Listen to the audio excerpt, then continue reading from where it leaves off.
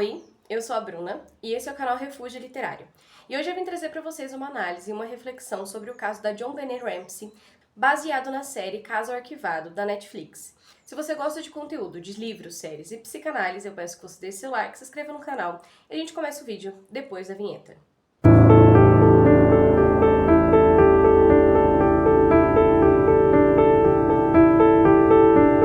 A família Ramsey era formada pelo John, pela Patsy, a JonBenét de 6 anos e o Burke, deste casamento, mas o John também tinha 3 filhos de um casamento anterior, que eram 2 meninas e um menino. Na manhã do dia 26 de dezembro de 1996, a Patsy acordou às 5h52 mais ou menos da manhã e encontrou na escada da casa um bilhete de resgate que dizia que a JonBenét, a sua filha de 6 anos, havia sido sequestrada. Nesse momento, ela corre até a cama da menina e a menina não está na cama. Imediatamente ela chama o marido, ele lê o bilhete e eles ligam para a polícia. Na noite anterior, que era o dia de Natal, eles haviam passado o Natal na casa de amigos e por volta das 22 horas eles chegaram em casa, as crianças tinham dormido no carro e eles foram direto para a cama, eles foram dormir e na manhã seguinte, logo quando a Patsy acordou, ela já se deparou com esse bilhete. Porém, esse bilhete tinha algumas características que eram consideradas estranhas, como, por exemplo, o fato dele ser um bilhete de 3 páginas, dele ter sido escrito dentro da casa, porque a caderneta onde o bilhete estava era uma caderneta da casa e da família, e também esse bilhete tinha uma forma de escrita um pouco diferente. Ele não falava que uma pessoa havia levado a JonBenét, mas falava que eles eram um grupo de pessoas que haviam levado ela. Falavam sobre os Estados Unidos, falavam sobre a empresa do John, falavam que o John era um homem íntegro, mas que eles não concordavam com o governo ao qual ele trabalhava. E além disso, eles pediam uma quantia de resgate muito específica, que era o valor de $118 mil, que era muito similar ao valor que o John havia recebido no bônus de Natal naquele ano. Esses elementos do bilhete de resgate fizeram com que a polícia já voltasse um pouco mais o olhar para esse caso, porque não eram elementos comuns. Geralmente, quando se pede um resgate, o bilhete é escrito em outro local, para que seja mais rápido possível feito ali o sequestro, e também não é tão grande o bilhete, e esses elementos de falar que são um grupo, parecia que eles estavam tentando despistar a polícia e também os pais, para que a pessoa que realmente levou a JonBenét não fosse encontrada.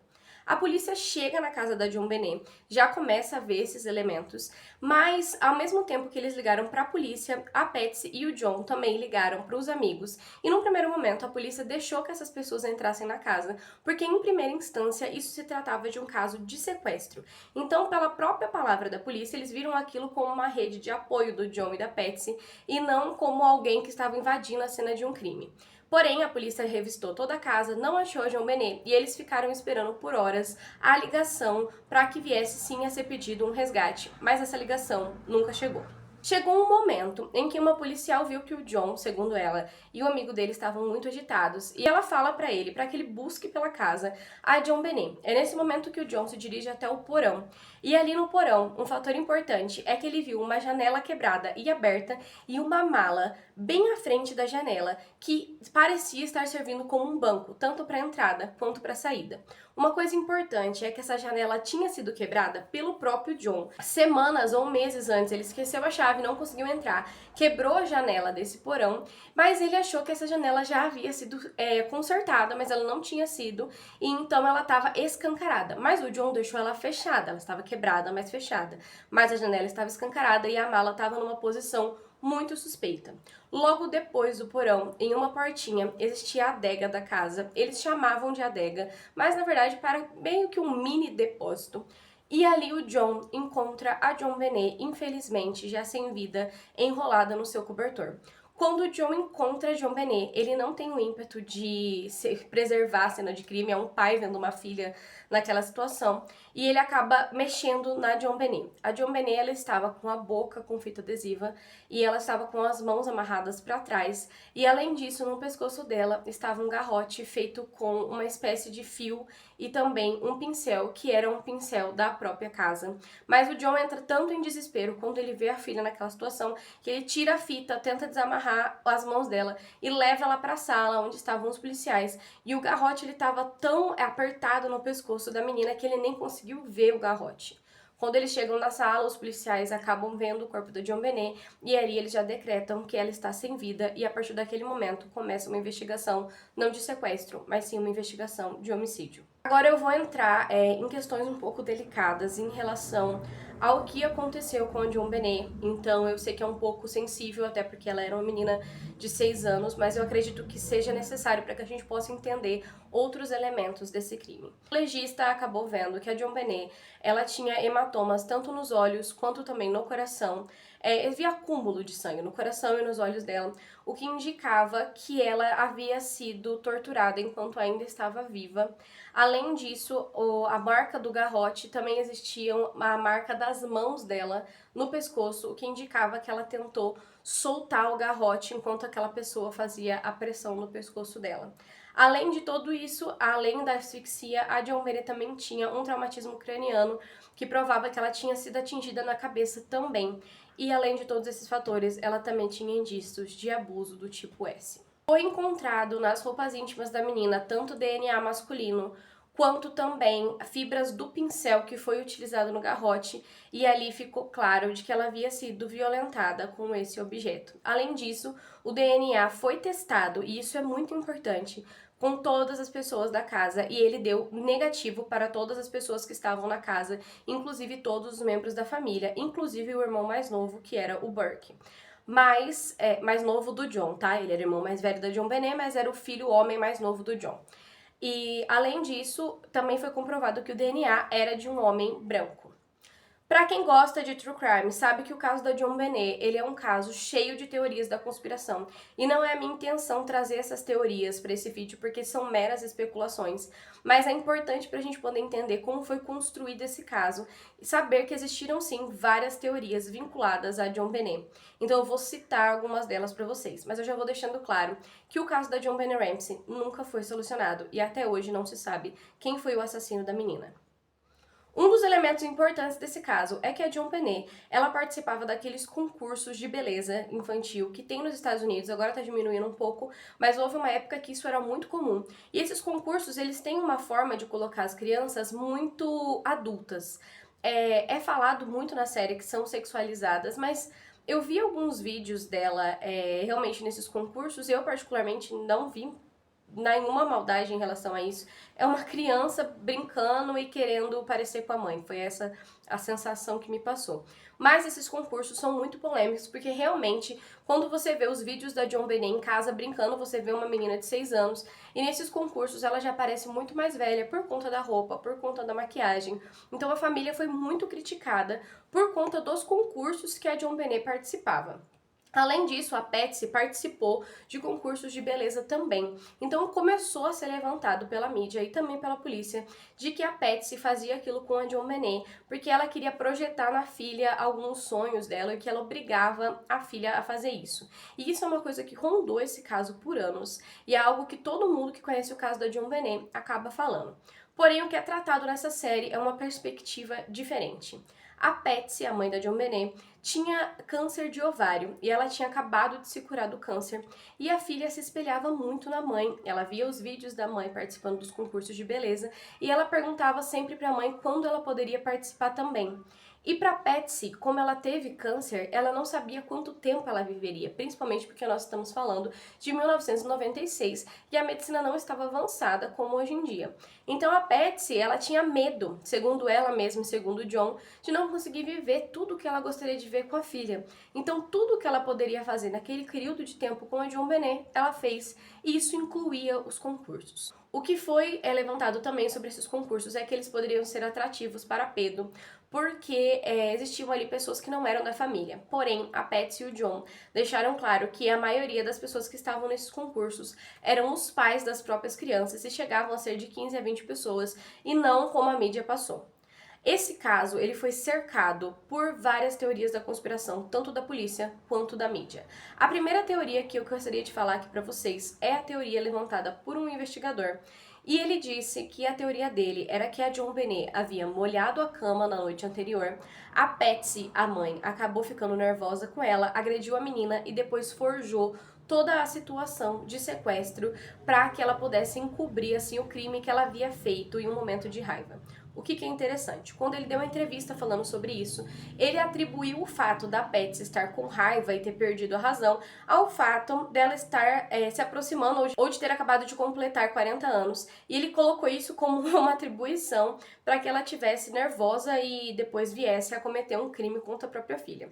Isso foi algo que mexeu realmente comigo em relação a esse caso, porque ver um profissional atribuir a uma mulher o fato dela estar ficando com mais idade, uma raiva, a ponto de fazer algo com a sua própria filha, pra mim, beirou a desumanidade e sem contar o machismo enorme que existiu nesse caso. E o machismo é algo que a gente não pode fingir que não aconteceu no caso da JonBenét. A Patsy, ela foi indiciada e foi indicada várias vezes, na verdade ela foi indicada, não indiciada, mas ela foi indicada várias vezes pela mídia e pelos policiais como uma potencial pessoa de ter cometido crime contra JonBenét pelo simples fato dela ser uma mulher. E a Patsy tem sim alguns traços na maneira de falar, na maneira de se portar, que se parecem traços narcisistas, mas existe uma diferença muito grande entre uma mãe narcisista e entre uma mãe assassina, e isso não foi levantado pela mídia. Além disso, existiram outras teorias de que o John teria feito algo de ordem S contra a filha e também depois havia feito o crime para poder encobrir esse abuso anterior. E foi levantado também que o John havia feito isso com a outra filha mais velha dele, que havia morrido num acidente de carro anos antes. Porém, a outra filha de John, que ainda estava viva, deixou muito claro de que ele era um pai excelente e que ele jamais havia tocado nas meninas e também não bateu o DNA do John. Uma das teorias também relacionadas à carta era que a caligrafia da Patsy era muito parecida com a caligrafia que estava no bilhete de resgate, mas as caligrafias não bateram e mesmo assim a mídia colocou que elas eram parecidas. Além disso, a informação de que o DNA encontrado nas unhas da JonBenét e também na roupa íntima dela não batia com a família foi completamente omitido pela mídia por meses. Outra questão interessante é que a mídia acabou levantando coisas que não eram verdade sobre a família, como, por exemplo, falado que o John havia se locomovido de uma cidade para outra de jato, mas o John nunca teve um jato, mas a mídia também não se retratou depois disso. Outra teoria do caso da JonBenét era a teoria da rede sexual, onde os pais estariam envolvidos, mas essa teoria também se provou totalmente infundada, nunca foi comprovada. Uma teoria muito forte para os fãs de True Crime, e que foi uma teoria que perpetuou por muito tempo, era de que talvez o irmão da JonBenét, o Burke, estivesse envolvido no crime e os pais fizeram isso para poder encobrir aquilo que o Burke fez, já que eles já haviam perdido uma filha. Essa teoria, ela se deu pelo fato de que foi encontrado na cozinha uma tigela com abacaxi e, na verdade, pelo que foi falado pelo John e pela Patsy, as crianças haviam dormido na noite anterior, assim que chegaram em casa, porque elas já estavam adormecidas no carro, então não tinha muito sentido aquela tigela de abacaxi estar ali, e a teoria era de que a JonBenét havia tentado roubar um abacaxi do irmão e ele havia batido nela com uma lanterna ou algum objeto da casa na cabeça, e depois tudo acabou sucedendo, mas isso não comprova absolutamente nada, principalmente por conta do sangue encontrado no olho e no coração da menina, que indicava de que ela não tinha morrido da contusão na cabeça, mas sim que ela tinha morrido pela asfixia e que ela havia, sim, sido torturada. Então isso não batia. Além disso, a polícia também testou DNA na lanterna e no taco de beisebol da casa e nada foi encontrado, nem sangue e nem DNA da JonBenét. Mas a partir disso a gente já começa a entender que existiram várias teorias que sempre apontavam para a família. E isso acabou fazendo com que a polícia e a mídia se voltasse apenas para a família Ramsey e não investigasse mais a fundo outras possíveis pessoas que estavam envolvidas no caso.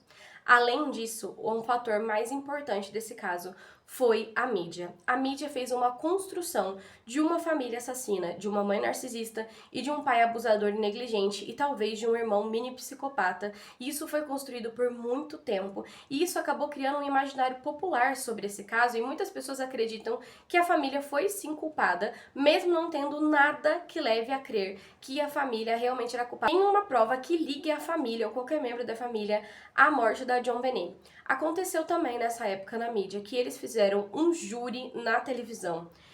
E esse júri, eles acabaram colocando ali como se fosse realmente um júri, pessoas para julgar o caso. E eles falaram assim, já que esse caso talvez nunca tenha resolução, nós vamos fazer o júri aqui e aqui vocês vão ver o resultado do caso. Isso em um programa de TV. E nesse programa, pra mim, talvez seja a pior cena que eu vi neste documentário, que foram algumas pessoas completamente leigas, que não entendiam nada sobre personalidade, sobre psicologia infantil e sobre criminologia, opinando sobre a vida de uma família e principalmente opinando pelas ações e o comportamento de uma menina de 6 anos que havia sido morta. Dentro desse júri que fizeram nesse programa de TV, uma senhora acabou dizendo que a JonBenét tinha um comportamento totalmente sexualizado enquanto ela estava tocando um saxofone. Mas se você for uma pessoa que tem a mente livre e começa a ver essa cena, você vê que é apenas uma criança tocando um saxofone.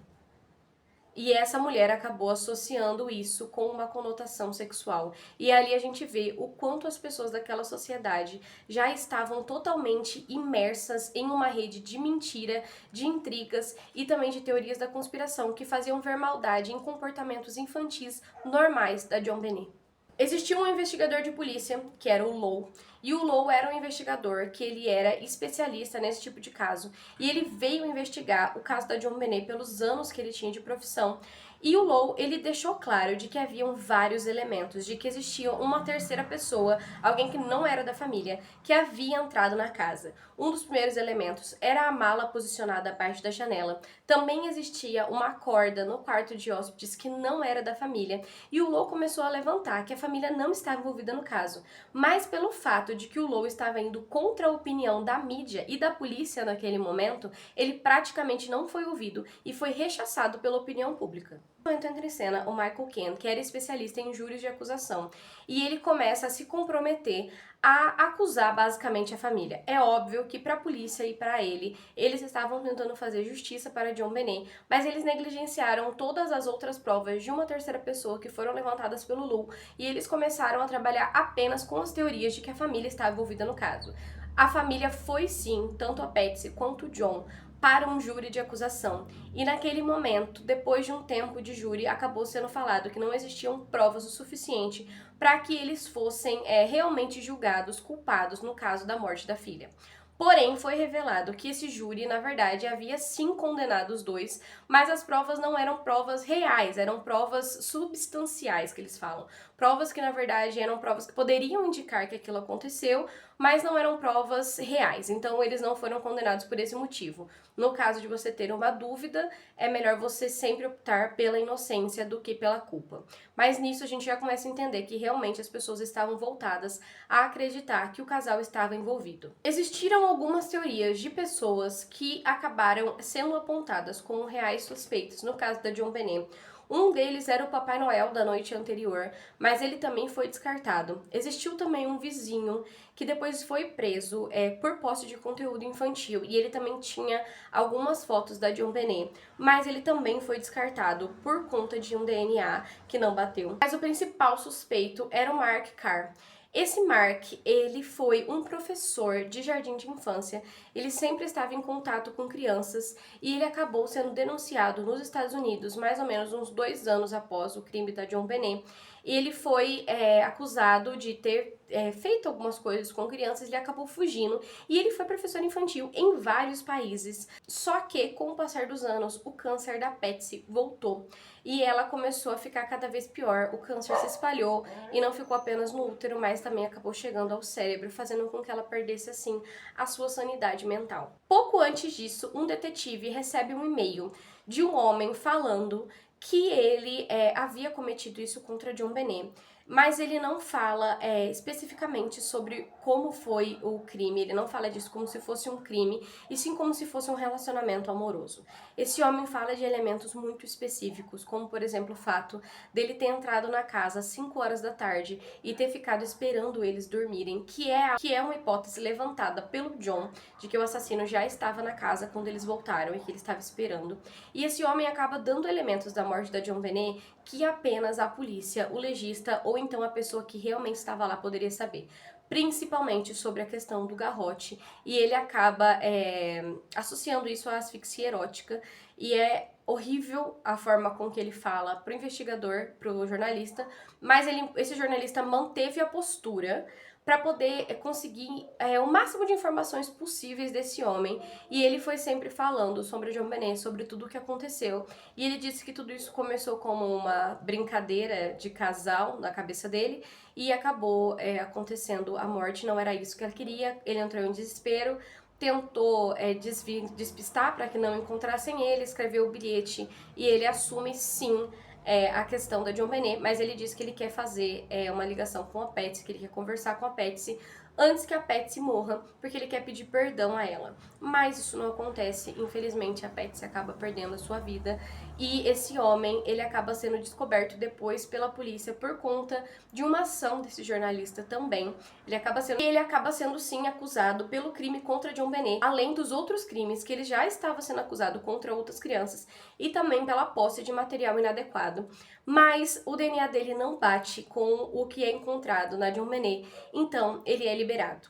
E aí existe uma coisa muito importante ligado ao mundo da criminologia, que é a cadeia de custódia. E esse caso, ele não teve cadeia de custódia. Basicamente, de forma simples, quando você tem uma prova, essa prova ela tem todo um protocolo para que ela seja recolhida e armazenada, para que o DNA ali, ou tudo aquilo que pode ter ligado ao crime, seja preservado.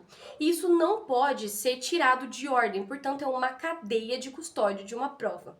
Mas no caso da John Benet, a gente sabe que não teve um isolamento da cena do crime. Tudo foi mexido, tudo acabou sendo manipulado por várias pessoas. E só isso já poderia quebrar essa questão do DNA.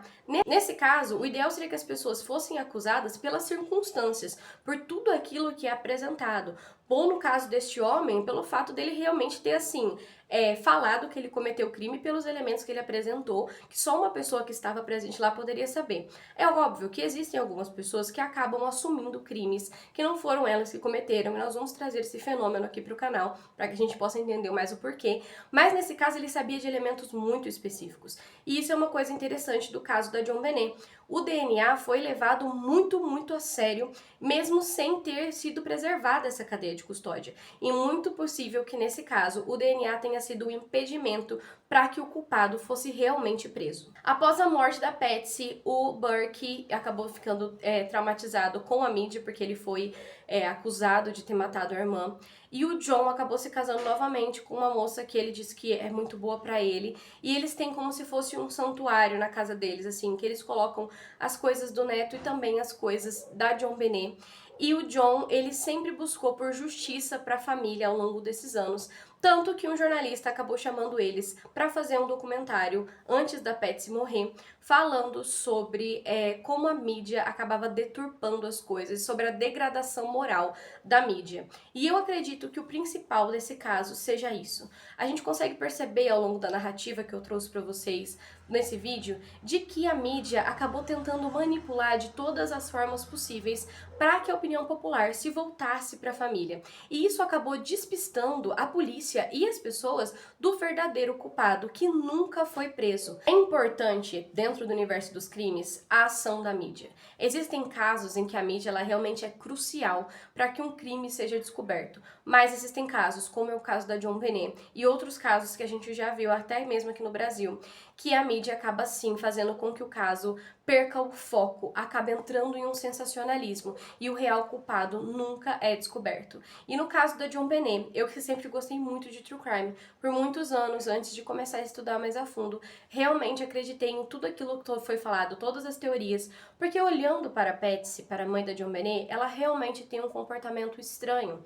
Mas como eu disse, é diferente você ter uma mãe possivelmente narcisista de uma mãe assassina. E não é levado em consideração a vida pregressa dessas pessoas, o câncer pelo qual ela passou, os traumas pelo qual ela passou, o fato do John ser muito mais velho do que ela e ter uma filha mais nova, a forma de tratar as crianças, os concursos, tudo foi utilizado como uma forma de poder voltar as pessoas para a família e negligenciar totalmente uma investigação que poderia sim ter sido direcionada para outro lugar e assim ter achado o culpado da John Benet. A reflexão que eu quero trazer para vocês nesse vídeo é sobre como a gente muitas vezes tem que tomar cuidado para não ser manipulado nessas questões de caso. É muito fácil a gente querer apontar para alguém, porque a pessoa tem um comportamento estranho, uma forma de olhar, uma forma de falar. Mas casos criminais são muito sérios e o principal sempre tem que ser a vítima. Nós temos que lembrar aqui que a John Benet era uma uma menina de 6 anos, linda, super artística, que gostava de fazer as coisas, que era inteligente, era alegre. Você vê os vídeos dela ao longo desse documentário, chega a dar dor no coração, de verdade, porque você saber por tudo aquilo que aquela menininha passou, e isso tudo foi deixado de lado pra poder falar que a família dela havia feito alguma coisa, ou que a mãe dela não era uma mãe boa, ou que ela teve uma crise de meia-idade e fez isso contra a filha. Ah, um detalhe que eu esqueci de falar. A teoria de que o policial disse que a cama havia sido molhada, a cama não estava com xixi. Não tinha nada na cama, então a teoria foi totalmente assim, da cabeça dele, e ele ainda assim ficou falando sobre isso muitos e muitos anos depois. Ele escreveu um livro sobre isso. E enquanto as pessoas estavam ganhando fama e os programas sensacionalistas acabavam ganhando audiência, a vítima acabou ficando em segundo plano e o real culpado ficou livre. Então eu queria trazer pra vocês essa reflexão. Eu sei que eu também gosto muito de true crime, eu gosto de entender sobre a mente humana, mas que a gente tenha o discernimento de não ser manipulado e de não incentivar uma mídia que está indo apenas para um lado, que é unilateral e que não está baseada em provas, e sim em especulação. O caso da JonBenét teve muitas teorias da conspiração, e a vítima foi deixada de lado em prol dessas teorias, porque o ser humano gosta disso, gosta de teorias, gosta de ficar tentando achar o resultado, mas a gente não pode esquecer o fator humano dentro disso. Então tudo isso que aconteceu com essa família, que aconteceu com a mãe da JonBenét, que aconteceu com a JonBenét, tem que servir pra gente como um alerta e também de aprendizado, para que a gente venha sempre olhar os dois lados da coisa, entender um pouco mais a fundo e não especular sobre casos tão sérios como aconteceu no caso da JonBenét. Como eu disse anteriormente, o assassino da JonBenét nunca foi encontrado, essa criança nunca teve justiça e muito possivelmente isso pode ter acontecido porque a investigação foi direcionada de uma forma errada por conta de um sensacionalismo. Então a gente tem que se atentar um pouco a isso para que outras vítimas também não percam a possibilidade de ter justiça, porque a gente gosta de teoria da conspiração. Se você gostou desse vídeo, eu peço que você se inscreva no canal, já deixe seu like. Se você tem algum caso que você gostaria que eu falasse, pode colocar aqui nos comentários que eu vou ter todo o prazer de estudar, e se eu achar pertinente em termos de psicanálise e análise para vocês, eu trago aqui pro canal e a gente se vê no próximo vídeo. Tchau, tchau!